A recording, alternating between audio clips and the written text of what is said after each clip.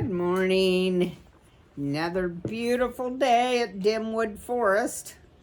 Although we're at Gray House now, aren't we? Which is on the edge of Dimwood Forest. Chapter 20. Here we go. Are we ready? A red mouse at Gray House. It was a nervous Junior who made his way out of the old orchard towards Gray House. Disappointed that his friend had not come along with him, he paused twice to glance back. The first time he looked, he could still see Mephitis, his black and white tail wagging in the grass. The second time he looked, the tail was gone. Junior stood and stared. Probably went back to sleep, he muttered, wishing he were doing exactly that. Junior sighed. He was sorry he had asked Mephitis about his parents.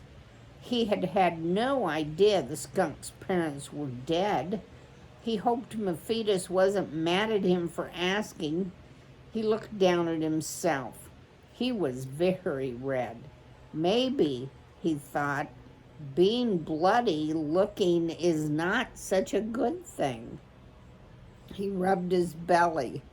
Though his paws turned pinker than normal, his belly didn't change at all.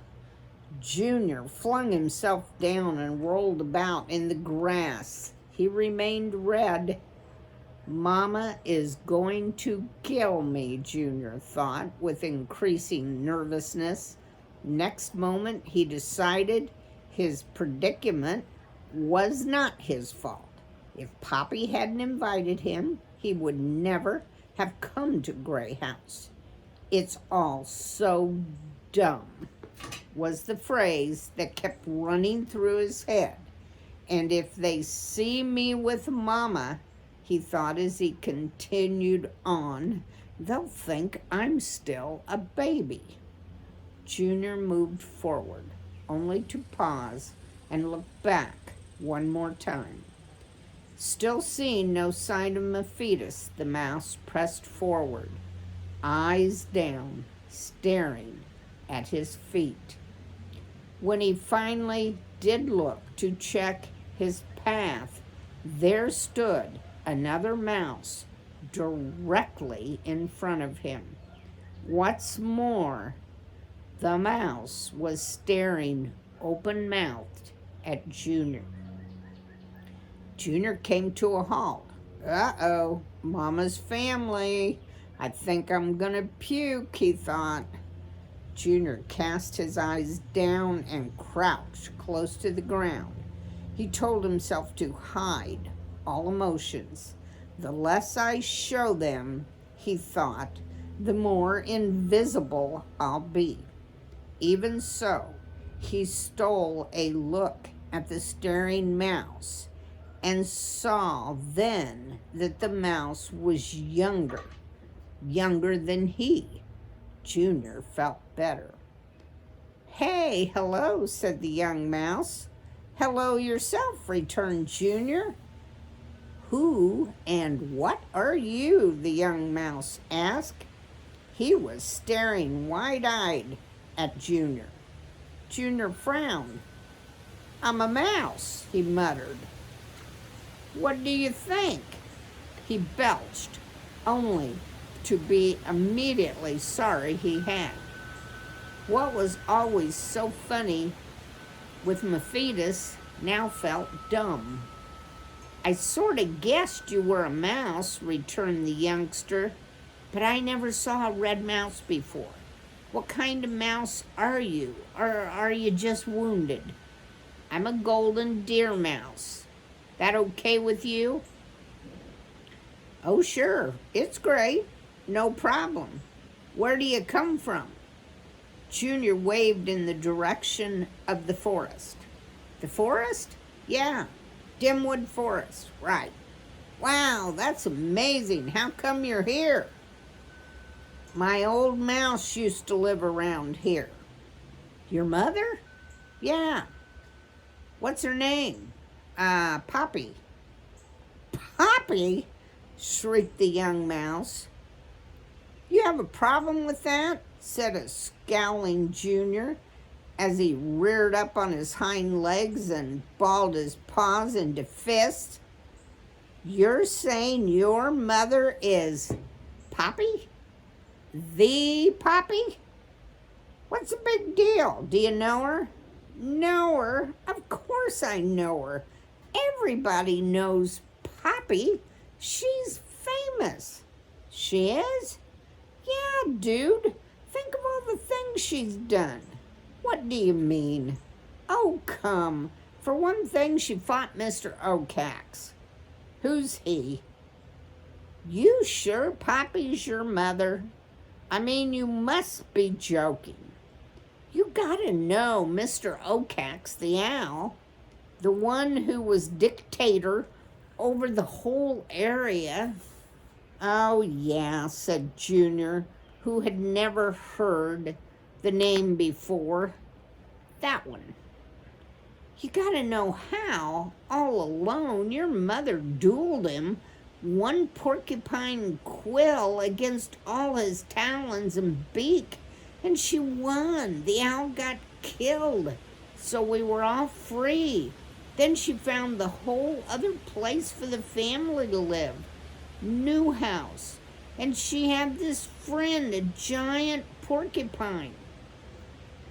Then off she went to have more adventures in the forest with beavers and stuff. I mean, she must be the most famous mouse in the whole world. And you're her son. That's fantastic. Cool. Like, you're not just kidding me. Why should I? Well, if you don't know, but that's amazing. You are so lucky. I wouldn't think with all her adventures she'd have time to have kids. What's your name? Junior. The young mouse held out his paw. How do you do, Junior? My name is Cranberry. I'm really glad to meet you. I mean, seriously honored. Wow, Poppy's son. That's so amazing. No one is going to believe that I met you first, but I did, didn't I? I'm so lucky. Maybe not as lucky as you, but you better come on. All my friends will give pips to meet you. I mean your mother. I mean, she must be the coolest mother in the whole world. The young mouse started to run toward Gray House, only to stop and cry, "Come on!" Junior, hardly knowing what to make of what he had heard, followed along at a slower pace, which meant the other mouse kept waiting for him to catch up. As they drew closer to the house, Junior began to see other mice. "Hey, you guys," yelled Cranberry, "guess who I found? It's Poppy's son. No, really, her real son. His name is Junior, and I met him first." Within moments, a ring of staring young mouse surrounded Junior. They gazed at him, pink noses sniffing, whiskers quivering. "He lives in the forest," Cranberry explained with excited authority. "He's a golden deer mouse, but as you can see, he's all red." "Is Poppy really your mother?" one of the other mice found the courage to ask. "I guess," said Junior, eyes cast down toward the ground. "Is it true she's amazingly strong?" "I don't." "Sure she is," one of the other mice answered. "Everyone knows she kills owls and other huge mouse-eating birds. And she's a genius, too." She turned to Junior. "Right?" Junior said, "Well, maybe, but..." "It's so true," said another mouse. "The whole universe knows She has had these amazing adventures. How could you not know it? Wow, it would be so fantastic to have a mother who did those things. Isn't that right? He asked Junior. I suppose. Doesn't she talk about all that stuff? No. The mice stared in disbelief at Junior. What do you mean? Someone finally said. Junior shrugged. She just doesn't. That okay with you? Then another mouse said, but do you know all about the things she's done, don't you? Junior felt his cheeks grow warm. Sure, sort of. You're just being modest, said another. Is it hard having a famous mother? Not really. Can you tell us something she did? Something no one knows about? The other mice quickly joined in, creating a chorus. Please tell us. We won't tell anyone, we promise. Junior looked about. The mice were waiting for him to say something. Well, he said, on the way over here, we were attacked by a bear. A bear? They cried in horrified unison. But, Junior continued, she got us away. That's just what Poppy would do, said one of the mice. So amazing. A bear. How did she do that? A friend, a skunk. She has a friend who's a skunk? Cried a mouse. Yeah, she called him and he and I helped. You did? I'm cool. That's incredible. I've heard one of your mother's best friend is a monster porcupine, said another. Is that true? Yeah. There were oohs and ahs. It's so cool, one of the mice said. Lungwort, he's our head mouse here. He said we should always stay away from porcupines. What's Poppy's friend like? Is he scary? Do you like him? Do you ever see him? Sure. What's his name? Erith. He's your friend too? He lives next to us. The mice stared at him with awe. Did Poppy come to stay? A mouse asked. Will she? Said another. I'm sure she will. She's talking to Lungwort right now, said another, probably telling him what she's going to do about the bulldozer. Be easy for her. Wish my mother was like Poppy, said another mouse. Actually, I'm related to her. My father is her second cousin, I think. Lucky. I guess, said Junior. I better go find her. We'll take you, called someone. But hey, how come you're all red? I like it. It's so nasty. How'd you do it? Blackberry juice. Wow, that's what I'm gonna do too. Me too, no me. Junior, swept along by the crowd of mice, looked up. Gray House was just ahead of him. It seems huge, ungainly, ugly, but even more than that, he could see his mother on the porch, and she was looking right at him. She did not look happy. Chapter 21. Mephitis meets someone. A dejected Mephitis waddled slowly through the old orchard in the direction of Glitter Creek. He was very sorry he had come on this trip. It had nothing to do with Junior. Junior was his best friend. For that matter, his only friend. It was just that he had thought the trip would be fun, something different. But all the talk of Junior's family upset him. It reminded Mephitis of his own family, the one he didn't have. He had never felt lonelier. That the day was bright and balmy was nothing to him. That he kept brushing by bright flowers, passing by fallen, crisp, ripe apples, was of no importance. He hardly felt or smelled the tall, sweet grasses that brushed his face. He would have preferred a soggy, gloomy rain. If it rained, he would have an excuse to dig under a rock or curl up in a log or go to sleep. Better to sleep than to be lonely. Sleep passed the empty times. Sleeping meant he didn't have to solve problems. And if he didn't try to solve problems, he couldn't fail at it. He hated failing. Best of all, if he slept, he didn't have to think.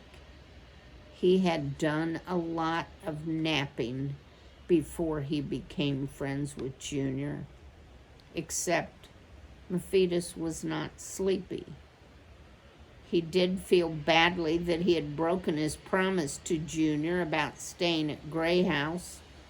But if the mice there were like Junior's Aunt Lily, endlessly complaining about his stink and his manners, it would be just awful. Skunks stink sometimes. That's the way it was. A good thing, too. He had chased the bears away, hadn't he? Upon reaching the edge of the orchard, Mephitis had to decide which direction to go. What he really wanted was to run off to some place where no one knew him. A new place. A place where he could be a brand new skunk. Exactly how that skunk would be new and different, he wasn't sure. Maybe if he went far enough away, it would be easier to figure out. That thought led him to another. He would go to the creek and follow it for as long as he could. He'd let the creek lead him. His decision filled Mephitis with new energy. He hurried along and soon reached the bank of the creek, which he scrambled down so fast he could hardly stop himself. Except someone was already there. "Watch it, Stinktail," said the porcupine. "You almost ran into me. That wouldn't be too smart."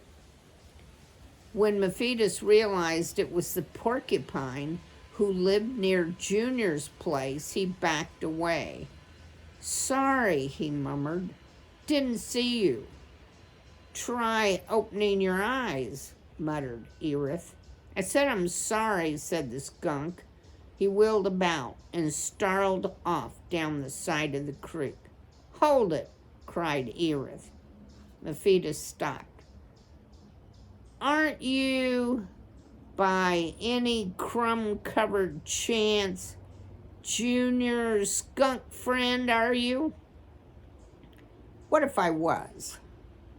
"Then what are you doing here? Weren't you going with Poppy? Where is she?" "Junior went to the house, Mouse family house. I don't know where Miss Poppy is." "How come you're not with them?" said Erith. "Changed my mind." "Glad you have a mind to change," said Erith. "Buzz you," said the skunk and started off again. "Hey, Whisperwit," cried Erith. "Did you get into a fight with Poppy?" Mephitis stopped. "No way." "You rude to her? She send you home?" "Why should I be nasty to her?" "Because you're a teenager, snot soup." Hey, what is it with you? Said Mephitis. How come you're always saying mean things? I'd never be rude to Miss Poppy. I like her. You do? Yeah, she treats me decent. Not like someone I could mention. Yeah, she treats everyone nice, murmured Erith. Even you? Said Mephitis. Especially me, said Erith. That's a stretch. Hey, Blot Brain, are you looking to get a prickly tail in your face? Erith advanced on the skunk. Get any closer, Pincushion, returned Mephitis, and you'll get some stink in your snout. He spun about, stood on his front paws, and aimed his backside right at Erith. Snake suspenders, cried Erith, retreating a few steps. Don't get yourself in an uproar. I was just worried about Poppy. Mephitis lowered himself and took a few steps away, but then paused and looked around at Erith. The thing is, he said, we got separated from Miss Poppy. How come? Me and Junior went ahead. Figured she'd catch up to us. But then Junior went on his own. How come you didn't go with him? Mephitis looked away. I don't belong there. I mean, it's just for mice. Anyway, that Aunt Lily didn't like me. And you let that bother you? I guess. She didn't like me either, said Erith. You're right, she didn't. What did you say? Said you were big and ungainly. Mephitis pursed his lips and folded his paws together as he repeated Lily's words in his best imitation of her dainty speech. That mouse, said Erith, has as much brains as the pointy end of a sharp pin. What did Poppy say? Told Lily you were her best friend. Which is why, said the porcupine, I thought I'd hang around in case she needed me. Know what? I chased a bear away from her. How'd you manage that? My stink? Good for you, cried Erith. A little stink in the right place can make the world sweeter. You really think so? Hey, would you like things to be all one color? No. Okay then. What stinks up my nose could be sweet up yours.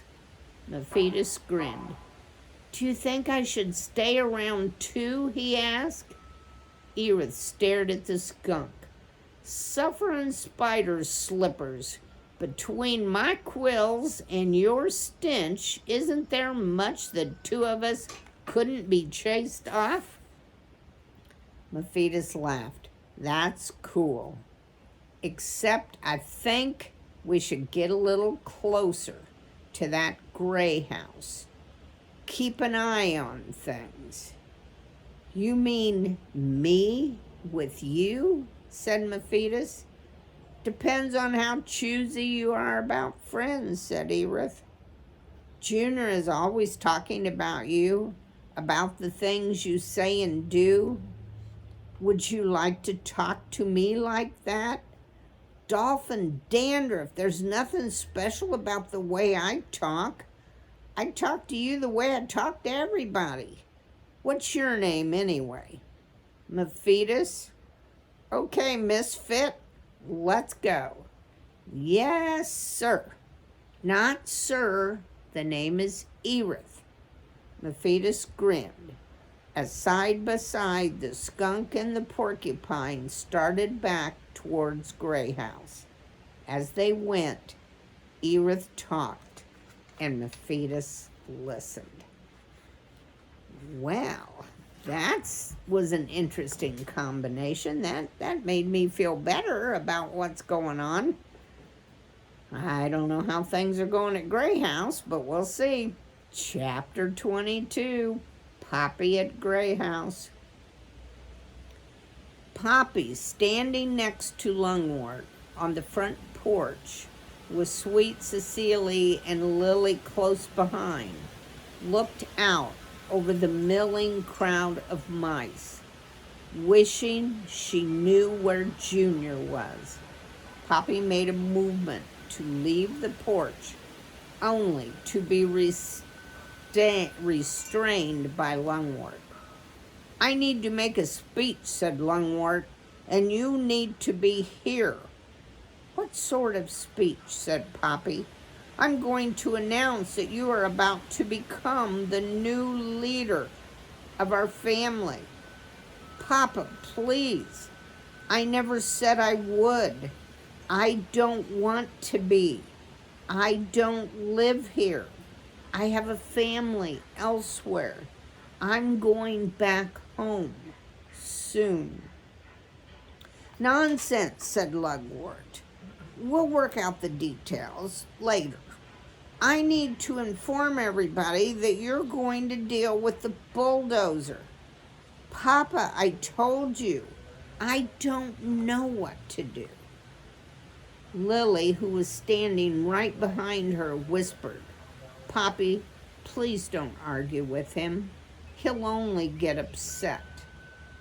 "It will upset me a lot more," returned Poppy. "Poppy," Sweet Cecily added, "you know your papa always does what's best for everyone. But can't you," said Lily, "show a little respect?" Poppy tried to remember where she had heard that phrase before, but mice were now clustered all around and on the porch, and she did not want to argue in front of them, so she stayed put. Lungwort went towards his regular speech-making place, an old straw hat. He tried to climb it on his own, but found the going difficult. It was Lily and Sweet Cecily who rushed forward. Pushing from below, they helped the old mouse ease into the hat's crown. Once there, Lungwort coughed twice, tapped his thimble cap down on his head, pushing his ears out a little more, cleared his throat, stroked his whiskers, and began. "My fellow mice, as I strive to maintain our superior style of life while resisting change, you know I always have your best interest at heart. Alas, we Gray House mice are now facing a grave crisis, indicated by the presence of yonder yellow machine of mass destruction. We are all in imminent danger. Having, however, considered all aspects of the problem, I've decided to let my daughter Poppy solve the problem. You are aware, I'm sure, of Poppy's many talents and achievements. In this, she is certainly my daughter. Still, I can assure you I will not, of course, entirely withdraw into retirement, but shall provide Poppy with excellent advice and suggestions, etc., etc., based upon my many years of experience, so she will be enabled to do the hard job." There were cheers from all the mice, as well as cries of "Thank goodness, it's about time.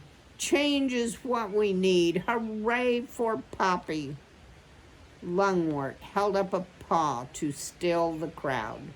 Now, he resumed after a bit of wheeze, once Poppy has accomplished this immediate task, making our happy family home safe again, I will take the opportunity to retire into my boot's toe and let Poppy assume the thimble of family leadership, which I have worn with such humble dignity. As a murmur of approval went through the crowd, Lungwort held up a paw. "Oh no," the old mouse went on. "A little change is inevitable, but only a little. Now then, in days to come, Poppy may well call upon you for assistance. I hereby suggest that you not stint in your support of her. Very well. I shall now ask Poppy to say a few words." Poppy, blushing, stepped forward. "Hooray for Poppy!" someone cried out. That was followed by lots of others shouting much the same thing. Poppy felt like an imposter. She did not plan to become the head of the family, and she truly didn't know what to do about the bulldozer. While she was happy, despite the current confusion, that she had come to visit, she certainly had no intention of staying. And right now, she needed to get to Junior. Even so, she took another moment to look out at the upturned faces, the pink noses, bright eyes, delicate whiskers, and large ears of her family. Gradually, she noticed that one of the mice standing before her had bright red fur. Never before having seen such an oddly colored mouse, she stared. Perhaps the poor creature had a disease. Then she gasped. It was Junior. He was grinning. Then she thought, he's going to belch. "Hooray for Poppy!" a small voice called, jarring Poppy back to her senses. She was just standing there, and all the mice still wanted her to say something. "Thank you all," she began. "It's very nice to come for a visit. I'm afraid my father exaggerated when he listed all those things he wished me to do. But while I'm here, though my visit will be brief, I certainly will try to be helpful. For the moment, I just want to say hello to you all. That's my child over there," she said, pointing at Junior. The red one. He's happy to be here too."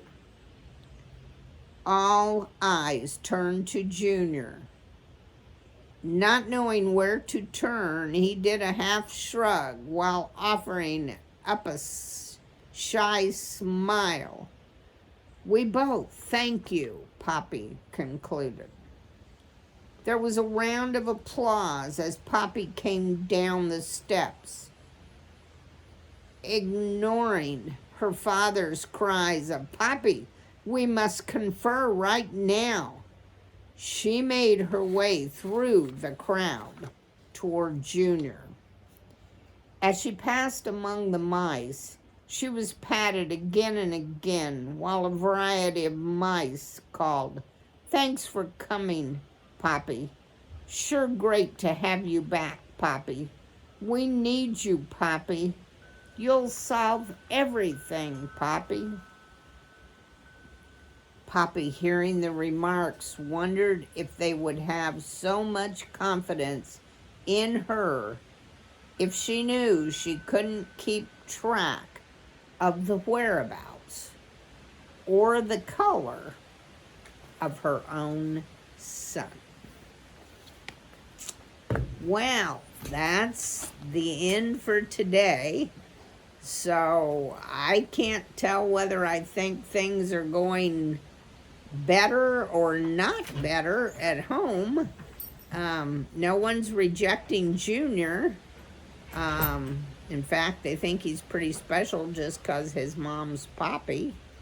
And they're expecting more from Poppy than I'm afraid she's going to be able to give. So I don't know what's going to happen. But have a good evening, and we'll read some more tomorrow.